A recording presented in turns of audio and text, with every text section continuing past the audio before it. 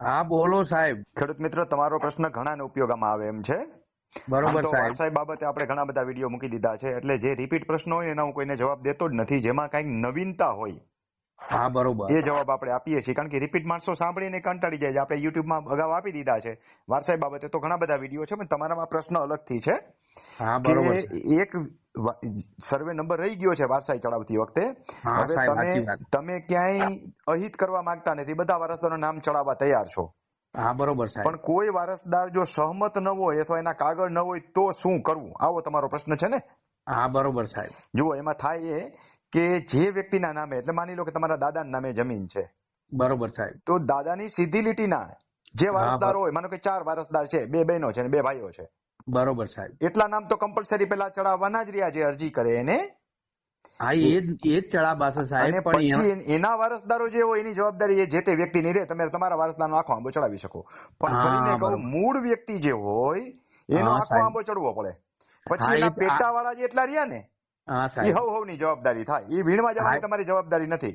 પણ સાહેબ જે મૂળ છે ને એમાંના 2 કે 3 જણા કાગળ આપવા તૈયાર નથી. એ કાગળ આપવા તૈયાર ન હોય તો ખાસું કશું થઈ શકે નહીં. છતાંય તમને એક રસ્તો બતાવું. હા બોલો તમે સાહેબ. એક એફિડેવિટ થતી, તમારે શું થાય, દાદા થાય ને. હા મારા દાદા તમારા થાય એટલે જ. બાપુજી હયાત હા છે કે નથી? છ હયાત બસ, છે તો સાહેબ. બાપુજી એક આંબા માટે અરજી કરે. બરોબર સાહેબ. તમારા દાદાના જેટલા વારસદાર હોય, બાપુજી એફિડેવિટ થી બતાવે બરોબર સાહેબ. કે આટલી વ્યક્તિઓ છે.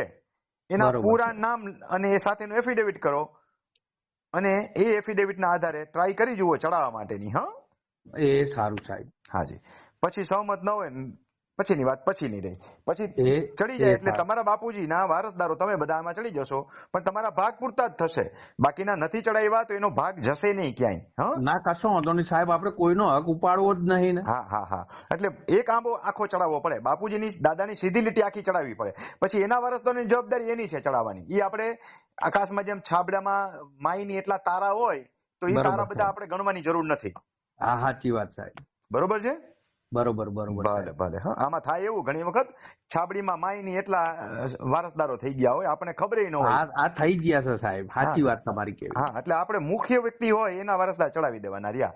પછી હા હવ કશો. ના વારસદાર હવ ચડાવે. હા સારું સારું સાહેબ, એ રીતે કરી જોવું. બરોબર હા, સાહેબ. એ કરો. હા હા. હા જય અંબે. જય અંબે.